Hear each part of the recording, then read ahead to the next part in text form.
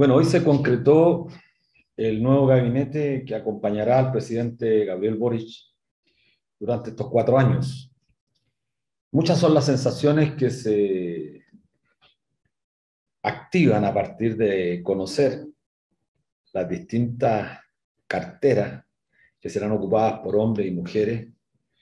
Y bueno, las señales que se dan no son menores. Este gabinete está conformado por 14 mujeres, 10 hombres, promedio de edad 49 años.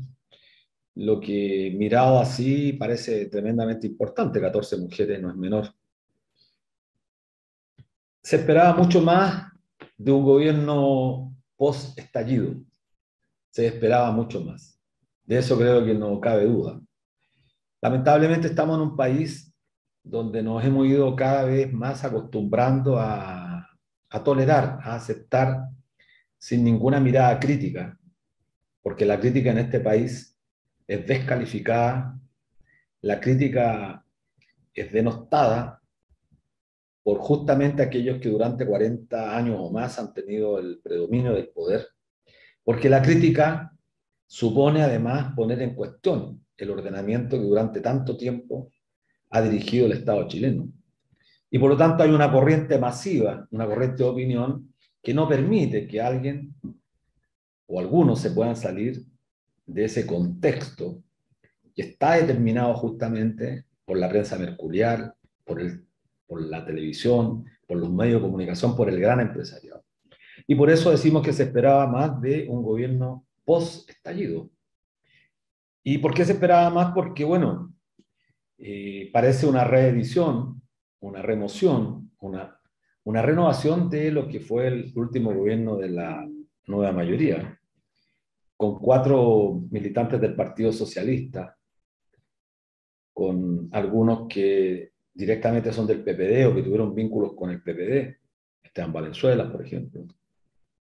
Uno lo que aprecia es que hay una continuidad de aquellos que han gobernado, en el fondo tratando de perfeccionar o corregir un modelo que el pueblo de Chile, el 18 de octubre del año 2019, cuestionó severamente. No eran 30 pesos, sino 30 años, rezaba la consigna que el pueblo salió a corear desde Arica a Magallanes. Pero analizando bien esta frase parece ser que al revés. En realidad son 30 pesos. Porque tenemos que decirlo claramente, en los últimos 30 años la cartera más importante de los gobiernos ha sido la cartera de Hacienda. Es la que maneja la billetera fiscal, maneja la política monetaria, de alguna manera en vinculación con el Banco Central.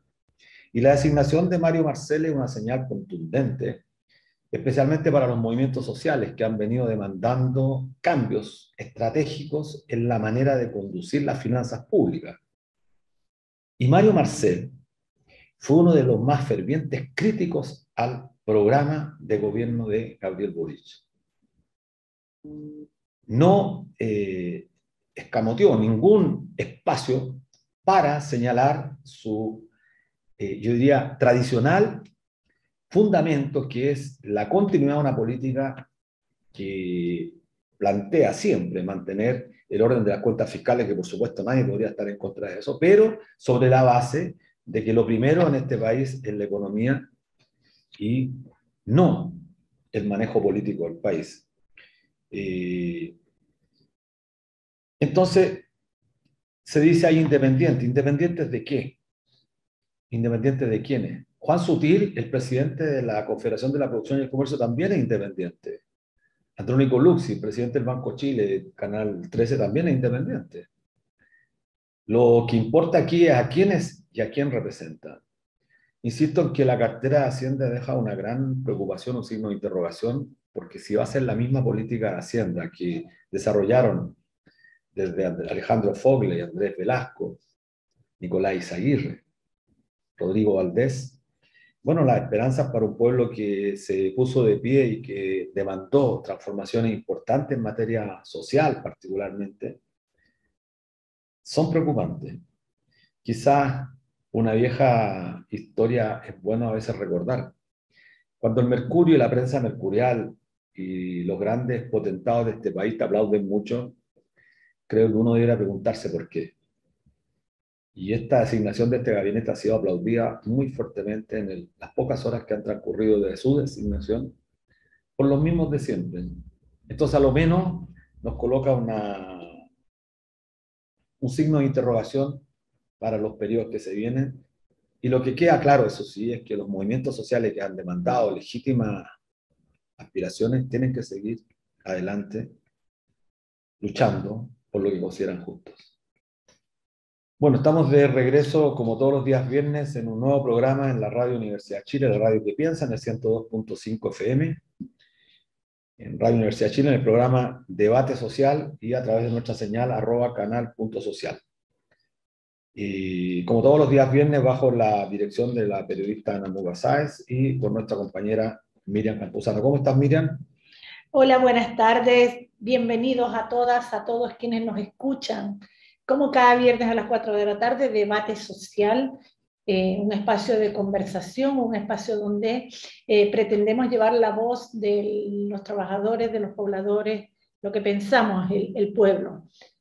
Luis, ¿cómo me encuentro? Me encuentro todavía un poco pensativa, aturdida, con el nombramiento del gabinete del presidente Gabriel Boric. Sin duda que la mayoría causa cierta alegría en la mayoría de gente común, sencilla, el que se posicionen más mujeres en dichos cargos de interés o de tal jerarquía. Punto a favor.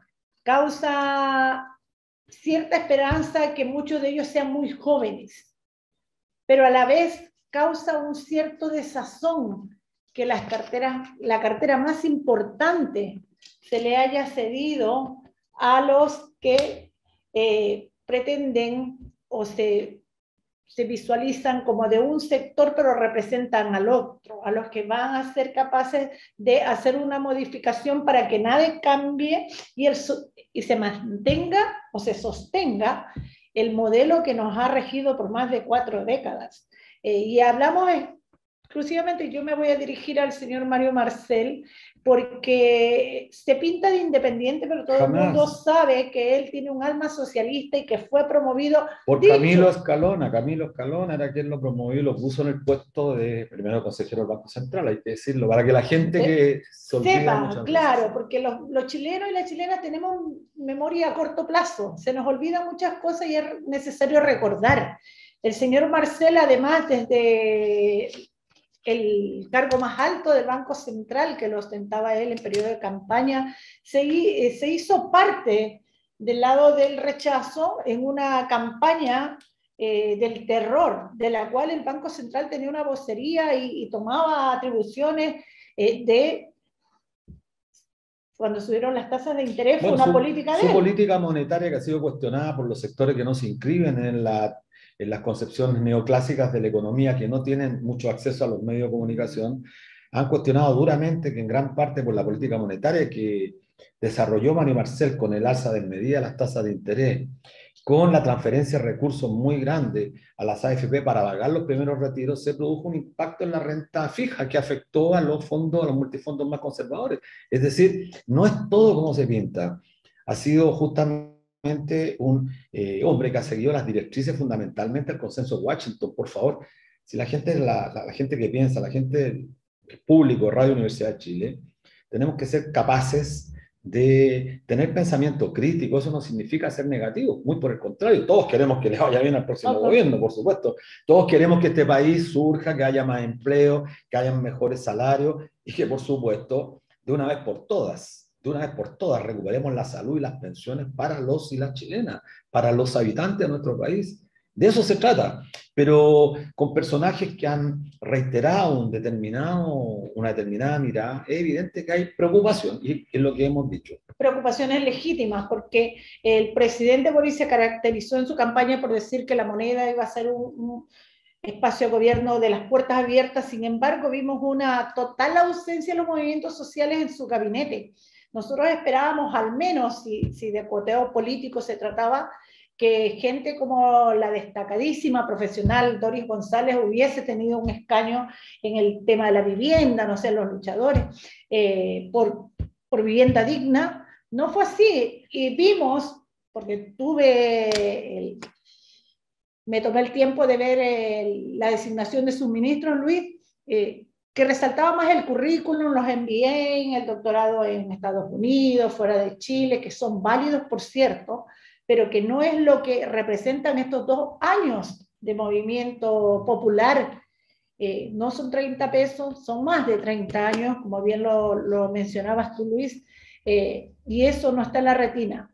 Sin duda, hay buenas elecciones, hay ministerios muy bien representados, pero el más importante, El más importante en estos gobiernos, creo que es relevante decirlo para los auditores, en estos últimos 30, 40 años, para ser más exacto, desde el predominio de la escuela neoclásica, más bien desde los Chicago, en la época de la dictadura, el Ministerio de Hacienda se fue convirtiendo paulatinamente en un ministerio político, es el que decide, en general es el segundo hombre, está por encima incluso muchas veces del ministro del Interior.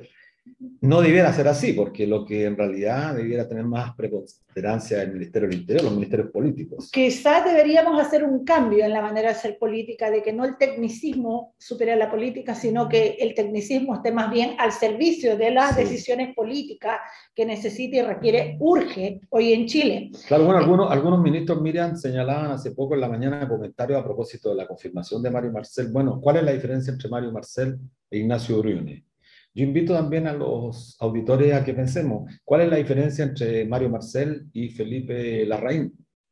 ¿Cuál es la diferencia con Andrés Velasco, con Rodrigo Valdés? Ninguna, ninguna. En materia de manejo de la política monetaria y la influencia en la política cambiaria es absolutamente idéntica. Y si es idéntica, entonces tenemos claro que, por ejemplo, en uno de los temas más candentes del país, que son las pensiones, las AFP por lo menos están respirando más tranquilas. Sí, me recordaste, y yo lo había pensado, Mario Marcel va a ser lo que fue Rodrigo Valdés para la expresidenta Michelle Bachelet en el periodo Bachelet II. O sea, claro, fue una piedra de tope que impidió muchos de los avances. Exacto, en materia social. En materias sociales y muchas de las demandas, y que hizo que hoy en día sea hasta cierto grado repudiado ese periodo de la presidenta Bachelet, porque tenía muy buenas ideas, pero la piedra de tope siempre estaba en Hacienda. Sí, bueno, cambiemos de tema, Miriam, porque en realidad este es un tema que está recién comenzando, ni siquiera ha pasado un día, así que bueno, pasemos a otro punto que me parece relevante, que está en el contexto del poder constituyente, que es lo que está ocurriendo en la Convención Constitucional. Afortunadamente, ayer, varias iniciativas de norma, iniciativas populares de norma constitucional, alcanzaron los patrocinios de los 15.000, el tema de las pensiones, con no más FP, el tema de la educación, con el colegio de profesores que preocupaba, justamente las dos demandas de educación y pensión iban casi al mismo número de patrocinantes. Entiendo que Vivienda también lo logró hoy día en la mañana, Vivienda donde están los movimientos como Camao, FENAPO, Vivienda Justa, Vivienda Digna, etc. Es decir, las demandas más importantes, el agua se había logrado la semana pasada, como Datima y el MAR, y creo que son relevantes porque son efectivamente expresiones de los movimientos sociales que el 18 de octubre salieron a disputar espacios de forma tal que quedaran consagrados. Bueno, hoy día la pelea es que queden consagrados en la Constitución y que le hagan frente justamente a las demandas que extrañamente han sido las que cuentan con más patrocinio, que es la plata esta, con mi plata no, impulsada por las AFP, por Juan Sutil y los grandes empresarios, que tienen más de 25, 30.000 patrocinios, y que usan justamente muchas bases de datos, información privilegiada, porque tienen dinero para comprarla. Y también la del Banco Central, que extraño y curioso, el Banco Central Autónomo ha logrado una cantidad impresionante de patrocinio hace 2 semanas atrás, y uno le pregunta a la gente común y corriente en la calle, ¿qué opina de la autonomía del Banco Central? En realidad la gente no maneja mucho este tema, pero se da cuenta uno que aquí hay una fuerte influencia en los sectores más dominantes del país. Así que relevante que la iniciativa popular de norma estén logrando patrocinio, y creo que hoy día lo que corresponde es seguir impulsando desde los movimientos sociales y particularmente los convencionales que son independientes o vinculados al movimiento social, cuenten con el apoyo, la fuerza, de forma tal que esta constitución sea el cambio real. Si ya no tenemos el cambio en los gobiernos con los ministros, bueno, tendremos que esperar y apostar toda nuestra energía en la convención.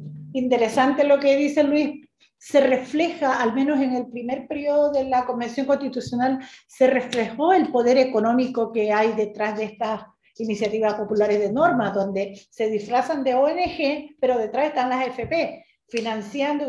Hay más de 7 iniciativas, con Mi Platanón, mi jubilación, mi decisión, entre otras tantas, que lo que buscan es conseguir los patrocinios para ser debatidos y entonces ir estos prestadores de servicios, que son las AFP, a exponer a favor de un nefasto sistema que es repudiado por las mayorías. Sin embargo, los movimientos sociales, la gente común ha sido capaz de instalar a mucho tesón y esfuerzo, con mucha entrega y con nada de recursos, más que la convicción en la cabeza, a conseguir los patrocinios. Es loable lo de que pasó en pensiones, en salud, en educación, en el agua como derecho humano de sobrevivir, haya conseguido este patrocinio.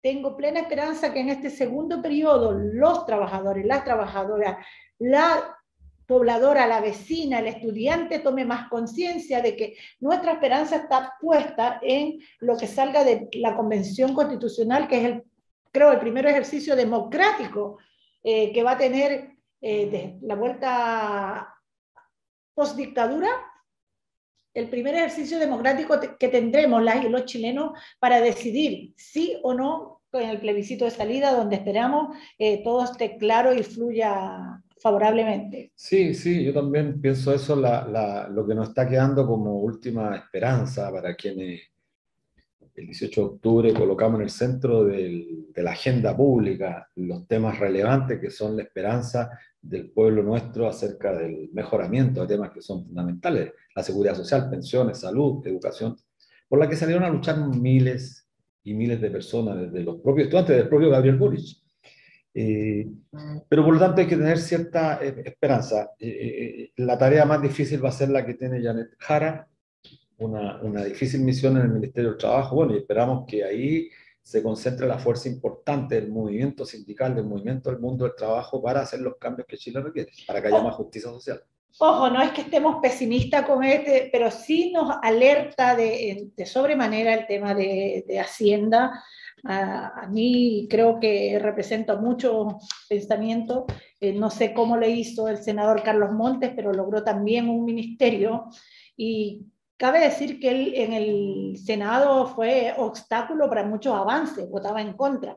Y acérrimo... Ayer creo que votó en contra del impuesto a los super ricos. Y acérrimo defensor de las FP, junto con el señor Marcel... nos alertan esos dos. Sin embargo, sí, yo creo que hay que reconocer que al menos este gobierno se la jugó por tener más mujeres, más gente joven. Sin embargo, aún me queda el asombro de cómo el Partido Socialista, no siendo parte de la coalición del gobierno, logró meter tantos ministerios. Sí, sí. Bueno, efectivamente, como dices tú, hay esperanza y estas esperanzas deben estar puestas en el proceso constituyente de forma tal que, independiente de los gobiernos de turno, efectivamente tengamos la posibilidad de que en la Constitución queden consagrados estos derechos, el derecho a la salud, el derecho a la educación, el derecho a la pensión, a un sistema de pensiones que sea, yo diría, garante de pensiones. Mira, un solo tema que creo para nuestros auditores es relevante. Un Twitter que puso Andrónico Luxi, no sé si lo viste, dijo, gran decisión la designación de Mario Marcel en Hacienda, un economista serio con experiencia internacional que demostró gran responsabilidad en el Banco Central, suerte a él y a todos los que llegan al gabinete. Bueno, hay una vieja frase ocurrida en la socialdemocracia europea de la Primera Guerra que señalaba, a propósito de Bebel, un gran dirigente socialdemócrata, le decían, ¿por qué te aplauden tanto? ¿Por qué te aplauden tanto tus enemigos? Preocúpate. Preocúpate cuando te aplauden tanto tus enemigos, bueno, hoy día tus contendores. Y claro, Andrónico Luxi ha puesto un Twitter que no es menor y que devela que efectivamente están contentos, están contentos. Sí, a estar atentos, esperemos que podamos mantener la esperanza, insisto, nuestra esperanza es en la Convención Constitucional, allí tenemos que hacer los cambios y ojalá también apoye la iniciativa por un estamento del Estado que sea unicameral. Sí, no podemos están mantener... poco a poco yendo, retrocediendo. Había acuerdo al comienzo de que íbamos por una cámara solamente, pero ya empiezan a aparecer estas voces que el Senado hay que mantenerlo. Y bueno, y preocupa que, bueno, justamente Carlos Montes, Mario Marcel son de esa idea de que hay que mantener las dos cámaras, entonces preocupante. Así que un abrazo. Hay Bueno, una iniciativa popular de norma, por favor búsquenla y apoyen por un gobierno unicameral para Chile. Nos vamos a un corte sí, un comercial corte, yo estaba, sí. con el tema Como dos extraños, interpretada por Adriana Varela. Volvemos al tiro con una tremenda invitada. Estamos de vuelta en nuestro programa Debate Social. Recuerden que pueden volver a escuchar estos programas en el fanpage @canal.social y a través de YouTube. Hoy conversamos con una invitada que ha estado en la palestra en el último tiempo. Estamos nada más ni nada menos que con la presidenta del poder más importante en este momento para el futuro del país. Nos acompaña María Elisa Quintero, presidenta de la Convención Constitucional. María Elisa es odontóloga. Durante 8 años trabajó en el Departamento de Salud de Hualañe, donde presidió la Asociación de Funcionarios. Realizó un magíster y doctorado de Salud Pública en la Universidad de Chile. Es miembro del directorio de la Sociedad Chilena de Epidemiología y parte del comité ejecutivo del capítulo latinoamericano de la Sociedad Internacional de Epidemiología Ambiental. Además, debemos recordarles que ella llegó a este cargo representando los movimientos sociales constituyentes. Muy bienvenida, María Elisa, muchas gracias por hacernos espacio en tu agenda. Felices de compartir contigo. Luis. Hola, sí. Muchas gracias a ambos por la invitación. Y es Hualañé, que significa lugar de patos en Mapudungun. ¿Qué significa? Lugar de patos. Lugar de patos, ya. Bueno, bienvenida. Muy bienvenida, María Elisa Quintero. Un gusto poder tener un rato contigo para conversar ante nuestro auditorio de la Universidad de Chile. Así que sabemos que estás con la agenda apretada, así que vamos a ir rápido. Sí, bueno, entrando en temas, se ha hablado mucho de la importancia de liderar este segundo periodo de la Convención, meses en los que se materializará la esta nueva Constitución. Quisiéramos comenzar esta entrevista abordando una preocupación que creemos es compartida por muchas personas, desde los luchadores sociales hasta analistas políticos que ven cómo el poder económico ha ido dando vueltas a las cosas para tener las cosas a su favor, obviamente, a 2 años del estallido. ¿Cómo esperan combatir las fuertes presiones de la élite que se resiste a perder las prerrogativas y lo que han mantenido por estos 40 años post-dictadura?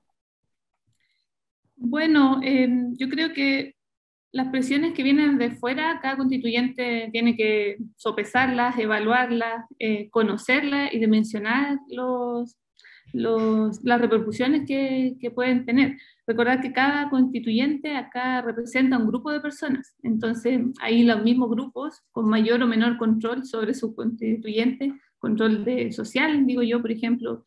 Yo puedo hablar solo de lo que yo conozco, que es la realidad de movimientos sociales, en que nosotros tenemos reuniones, asambleas, con nuestras organizaciones de base, entonces vamos teniendo esta mirada más integral. Yo desconozco cómo funcionan los demás, pero yo esperaría que las mismas personas que eligieron a los constituyentes estén atentos al trabajo que están realizando. Así como una estrategia desde la presidencia para esto, no tenemos solamente aportar a construir los espacios para que se dé la deliberación. También existe, como a nivel institucional, todas las regulaciones de transparencia, probidad, que vienen un poco a mirar este aspecto, pero sabemos también que la ley del lobby tiene algunas falencias, donde, por ejemplo, algunas reuniones pueden no ser registradas, entonces ahí también es como para el futuro, cómo se puede mejorar también las leyes, asegurando que todo lo que tiene que ver con probidad, transparencia, integridad, todo este ecosistema, le llamaban en el Consejo de Transparencia, funcione. Pero hay herramientas, pero por supuesto ya depende de cada constituyente y su, sí, María Elisa, su gente que representa. Sí, mira, en realidad es cierto lo que dices tú, hay cierta la ley del lobby que no es una ley bastante sui generis.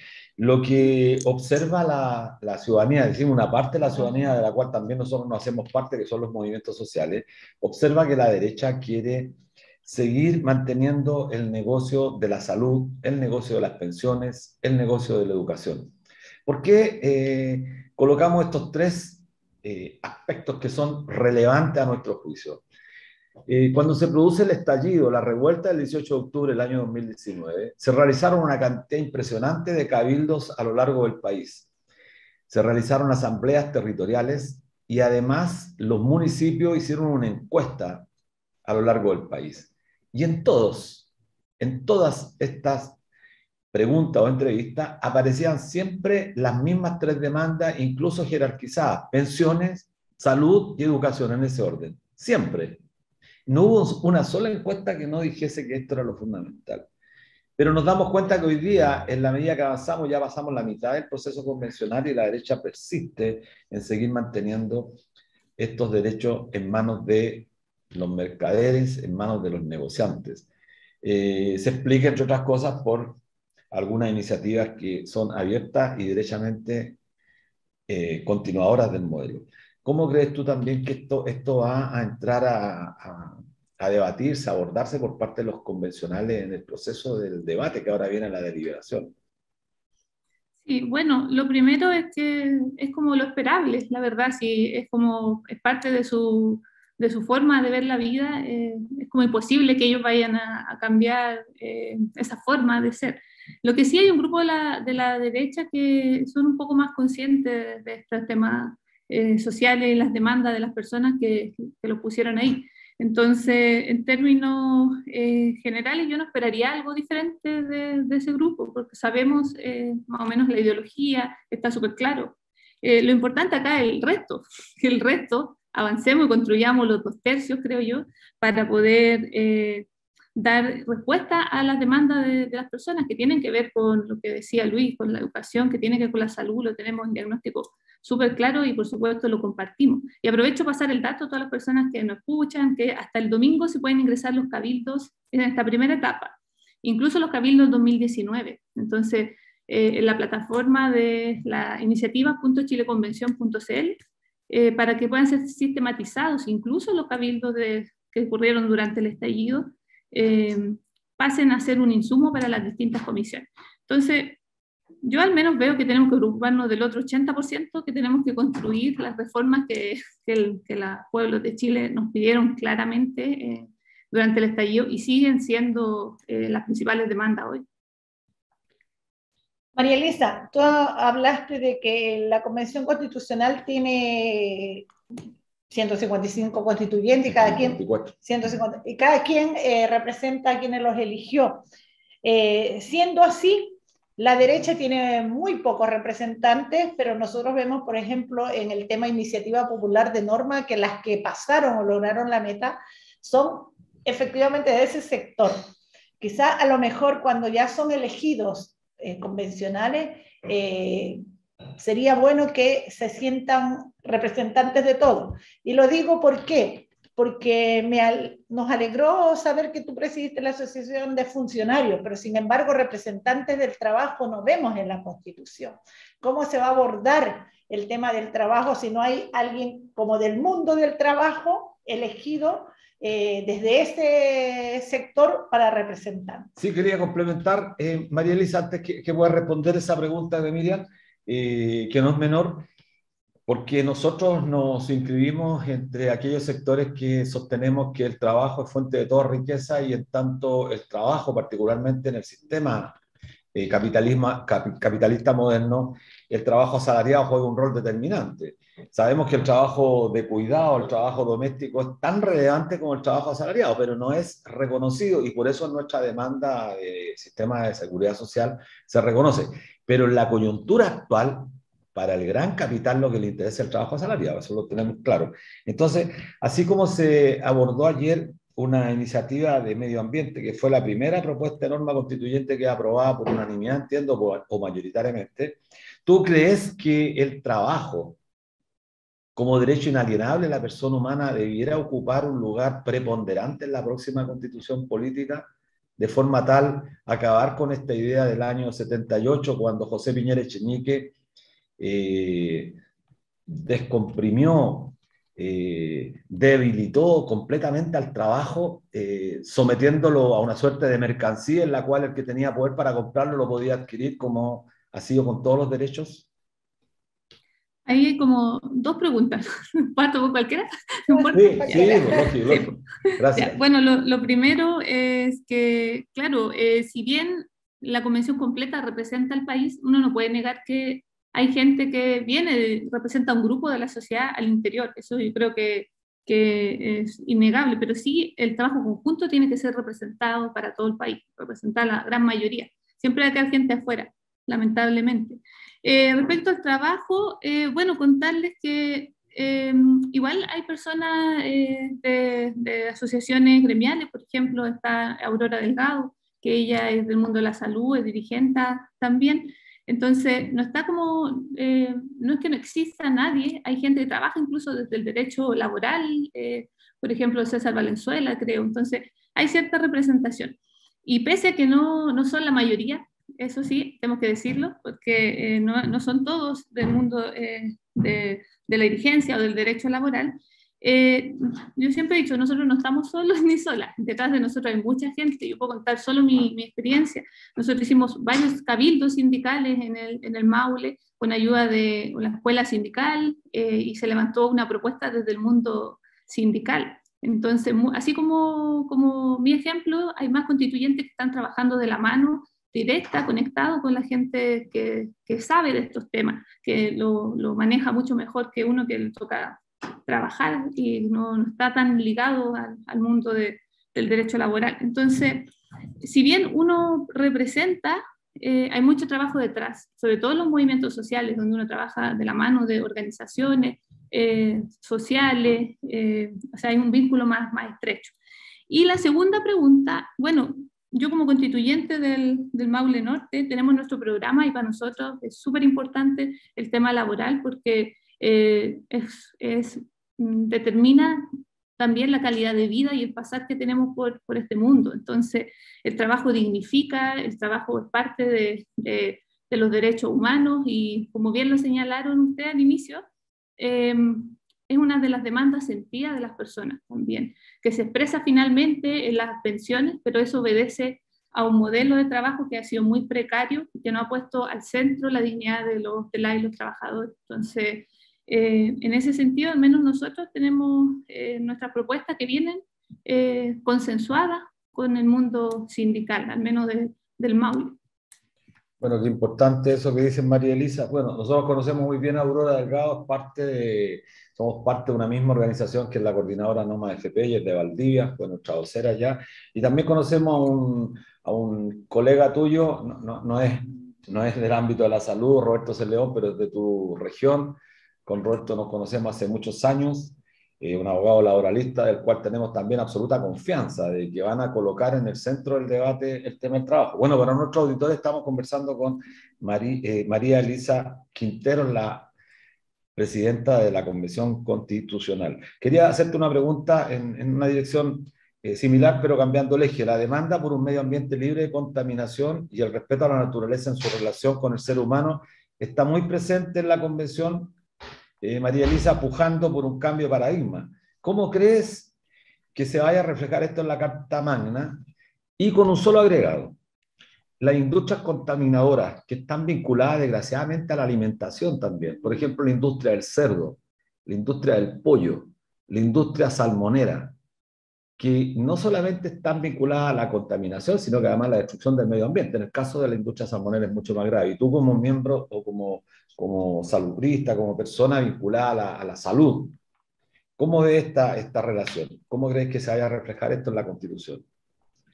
Bueno, ahí en la convención tenemos una articulación que hemos autodenominado los ecoconstituyentes, que es más o menos transversal, un grupo de representación de varias fuerzas políticas.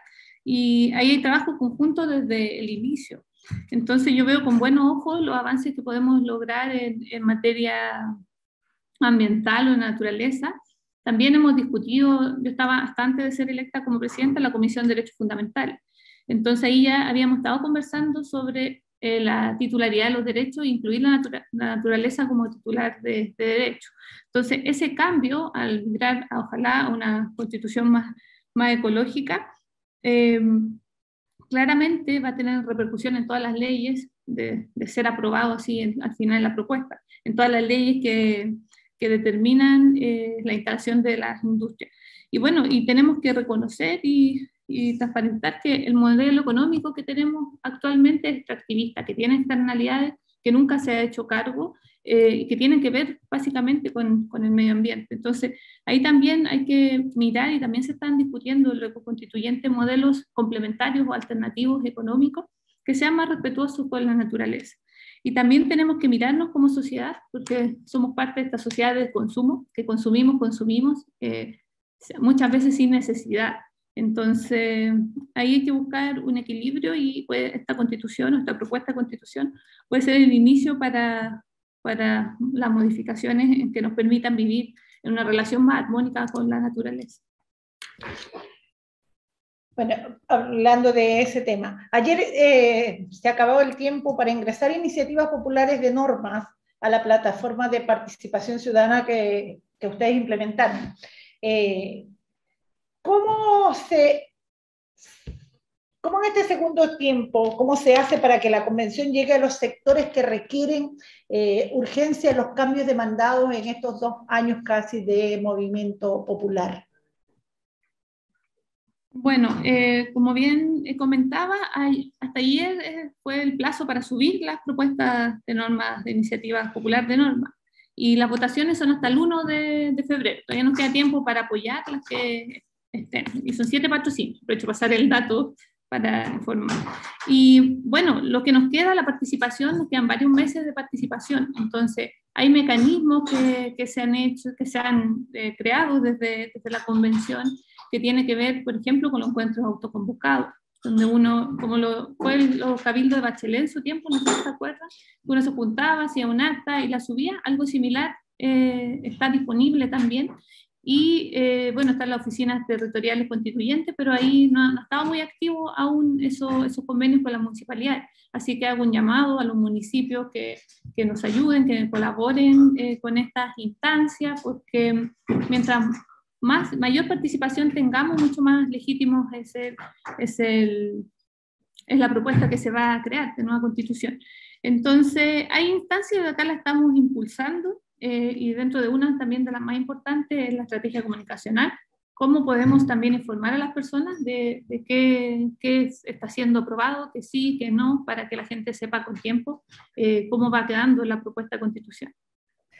Sí, porque había como mucho desconocimiento de la población sobre los mecanismos de participación, y eso fue muy hábilmente usado por la derecha, por eso lograron instalar. Y te lo cuento porque soy dirigente de Walmart, de los supermercados, y nos costó un mundo entrar con la iniciativa popular de norma. Sin embargo, cuando los compañeros escuchaban y se sentían se sentían que ellos podían de alguna manera participar, les causó mucho interés, y empezaron no solo a patrocinar el tema de la seguridad social, sino que ya involucraron salud, ya involucraron educación, y es interesante. Por eso te hacía la observación, porque en este segundo tiempo yo creo y pienso que ya la gente está más ad hoc, pero el primer tiempo fue un poco más complejo. Sí. Sí, no, en la misma línea. Quizás falta en este segundo tiempo una mayor difusión. Sabemos que no depende de la convención, porque el gobierno y las instituciones, particularmente vinculadas a los medios de comunicación, han hecho todo lo posible por tratar de invisibilizar, por tratar de confundir, de denostar, etcétera, etcétera, que forma parte de la gente que estaba por el rechazo. ¿Cómo es este segundo tiempo, María Elisa, que va a ser complejo, porque además en medio de la elección y la asunción del poder constituido, o sea, un nuevo gobierno también? ¿Cómo es esa relación? Sí, bueno, lo primero, contarle a las personas que nos están siguiendo o escuchando que, claro, como bien dice Miriam, la primera parte de la convención fue como muy fome, porque era un lenguaje muy técnico, como que nadie cachaba qué estábamos haciendo, también por los temas de la difusión. pero también por el lenguaje, que fueron muchas cosas como de reglamento, muy legales, muy técnicas, bueno, afortunadamente esta segunda etapa, si no fuera por lo que hicimos en la primera, cómo avanzamos. Entonces eso es igual importante. Y dentro de eso, contarles que la última semana de diciembre recién se constituye la Secretaría de Comunicaciones. Entonces nosotros asumimos con el vice Gaspar con una estrategia comunicacional recién comenzando, pudiésemos decir. Entonces lo que nos falta ahora es potenciar eso. Ya conseguimos unos convenios con Anatel para poder salir en televisión, que eso igual la televisión sigue siendo un medio potente de comunicación a sectores que no usan las redes sociales, por ejemplo, que es un sector bastante grande del país. Entonces, creo que al poder informar correctamente con una sola voz, porque aquí siempre ha pasado que cada uno informa lo que quiere, muchas veces no apegado a los hechos, yo creo que eso puede ayudar a batallar contra la desinformación, ¿cierto? Que es bastante, como bien decía Luis, es muy, muy grande en todo lo que se dice de la convención, y no ha habido una voz institucional que salga a hacer frente a todas esas mentiras. Mira, María Elisa, en la primera entrevista que diste como presidenta de la convención, contaste que para ti un referente importante era Salvador Allende, más allá de su figura política, por su figura como saludista, como un referente de la salud pública latinoamericana. Y eso es tremendamente relevante, empezar a recuperar, tú dijiste recién, la importancia del lenguaje. Y creo que eso también da cuenta de recuperar palabras y personajes más allá de la coyuntura política sobre la cual muchas veces la sociedad se balance. Me gustaría que pudiéramos hablar algo, sabemos que el tiempo es escaso, hablando un poquito sobre salud pública, porque tú eres una persona que está vinculada ahí, estamos en medio de una pandemia y todo indica que iniciamos una tercera ola de contagio, con el peligro, y aquí donde quiero vincularlo con el proceso de democracia, participación que hablabas tú recientemente. Si se aumenta el contagio, si se confina a la ciudadanía, por razones obvias, hay menos participación. ¿Cómo te gustaría que fuese Chile en la esfera de la salud una vez que la Constitución consagre este derecho? Una pregunta a medida que está vinculada con el presente, pero también con el futuro, María Elisa. Sí, bueno, aprovechamos de hacer el llamado a las personas.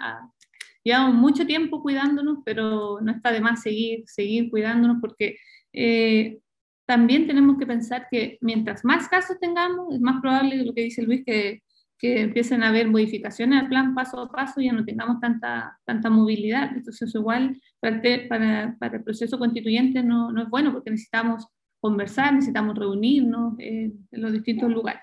Bueno, respecto a la salud pública, al menos desde mi programa, desde lo que hemos construido colectivamente en el Maule, nosotros estamos apostando por un sistema nacional de salud a largo plazo, no ahora ya, porque sabemos que las transiciones en los sistemas sanitarios son lentas, la experiencia comparada es como de 10 años, más o menos en el tránsito. Tal vez migrar por un seguro único de salud, mientras tanto, donde se financie por cotizaciones, pero básicamente migrar, no sé, en el futuro, por un sistema nacional de salud, donde no importa el diagnóstico, no importa la capacidad de pago, las personas puedan acceder cuando lo necesiten a la atención de calidad integral, con todas las medidas de promoción, prevención que corresponden. Entonces, hacia allá al menos es la mirada que tenemos, y migrar quizá en el futuro a este sistema nacional de salud que sea financiado por impuestos generales. Eso es como el ideal, pero tiene que haber un camino escalonado gradualmente hacia esa migración. Terminar con el lucro también en salud es muy, muy importante. Volviendo un poco atrás, hablábamos de que ayer se aprobó la primera propuesta de norma constituyente que patrocinaba, entiendo yo, Cristina Doradora, quien tuvimos también en este espacio semanas atrás. ¿Cuáles son los pasos que transcurrirán las normas para quedar consagradas en la Constitución? ¿Y cómo será ese proceso para que a nuestros auditores les quede un poco más claro en sencillo? Ya, es muy, muy sencillo. Tenemos 7 comisiones. Cada comisión está integrada por X constituyentes, hay diferentes, de 15 hasta 33. Entonces, cada comisión lo que hace es recibe las propuestas, ya sea las populares constituyentes, de norma, perdón, la iniciativa popular de norma, o la iniciativa constituyente de norma, que son las dos vías de ingresar propuestas de artículos para la Constitución. Llega a la comisión, se analizan, se estudian todas, se deliberan, cada persona da su opinión, por ejemplo, las populares de norma, por ejemplo, la de Noma FP que ingresó hace poquito, cuando esté el cronograma, o sea, cuando le toque ir a exponer, van a ir a exponer su propuesta y se van a hacer como otro constituyente más que va a estar defendiendo su propuesta. Esa primera etapa, cuando se termina de exponer todas las propuestas, uno vota, se vota en general, se aprueba o no se aprueba la propuesta, ¿ya?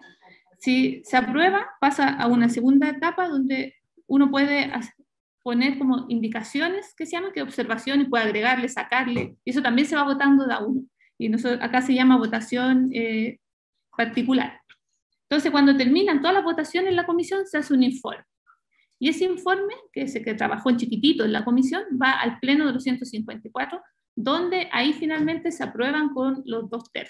Eso es más o menos el esquema, pudiésemos decir. Comisión, votación en general del artículo, votación en particular, se hace un informe que va al pleno y el pleno decide al final por los 2/3 qué queda o no en la nueva constitución.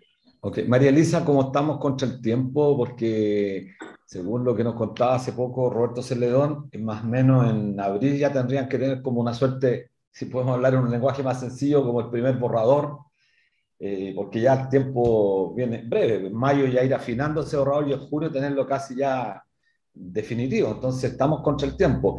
Febrero, que es un mes, generalmente un mes de vacaciones. Yo sé que ustedes van a trabajar parte casi completa de febrero. Las audiencias para las iniciativas populares que lograron las 15.000 patrocinios, ¿cuándo van a ser? ¿En marzo, abril, febrero? ¿Sabes tú más o menos? Ahí es como difícil como tener una respuesta común, porque cada comisión tiene un cronograma distinto. Entonces depende de dónde haya ido. Por ejemplo, le cuento de la comisión 4, Derechos Fundamentales. Tenemos un ingreso por bloques. Entonces, primero ingresan los generales, después los civiles y políticos, y después vienen los derechos sociales, y después viene otro lote de derechos que no me acuerdo. Entonces, depende mucho la planificación de cada comisión. Perfecto. Nos quedó bastante claro. Bueno, los auditores de la Radio Universidad de Chile. Estamos contra el tiempo, así que una última pregunta. Miriam, no sé. El 11 de marzo asume Gabriel Boric como presidente de la República. ¿Qué apoyo espera del Ejecutivo a la convención?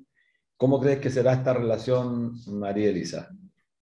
Bueno, yo espero que sea una relación muy fluida, donde por supuesto se mantenga el respeto a la autonomía de la convención, que ha sido ratificado muchas veces por el presidente electo, y también que todo lo que necesitemos sea resuelto de forma, no sé si rápida, pero con los plazos que tenemos necesitamos que todo sea muy, muy rápido, el traspaso de recursos, todo lo que la responsabilidad legal que tiene el Ejecutivo, que estén siempre muy disponibles a la resolución. Eso esperamos, cumplir con las responsabilidades legales que están establecidas. Y el apoyo en la difusión se agradecería también.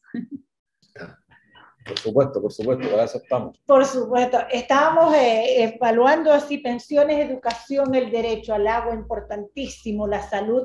Y la vivienda. Y la vivienda digna, o la vivienda como no solo un ente de lucro, sino como derecho, alcanzarán a llegar a las 15.000 firmas. Sabemos que algunas ya lo lograron. Sí, ya están casi todas. Están casi todas, pero sin embargo hay una infinidad de iniciativas que la verdad es difícil y hay mucha fragmentación. En salud encontré como 6, muchas. Un número muy alto. Sí. ¿Crees que todas esas alcancen el número? ¿O cuántas creen ustedes, María Elisa, que van a ser más o menos las que iniciativas de norma popular? ¿Cuántas crees tú más o menos que pueden llegar con los patrocinios? Ya nos queda una semana, un poquito más. Bueno, conociendo nuestra cultura, nosotros andamos siempre a última hora. Ni yo he dado los patrocinios, los chilenos en general andamos a última hora viendo esas cosas. Entonces, yo creo que, no sé, el proceso colombiano tuvo como 100. Yo creo que podemos andar un poco la mitad, puede ser, por los tiempos y el tema de que no todos tienen clave única o acceso a computador o el tema del carnet.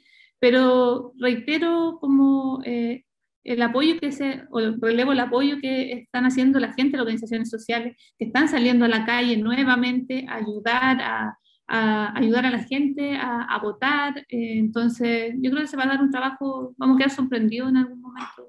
pero de la iniciativa. Además que el listado hay muchas que ya están alcanzando, que le faltan 100, entonces eso es muy factible que se logre en un día o dentro de los próximos días. Nos queda hasta el 1 de febrero, entonces hasta ahí vamos a andar todo el 30 patrocinando Cuéntense. Y ahí nos vamos a sorprender.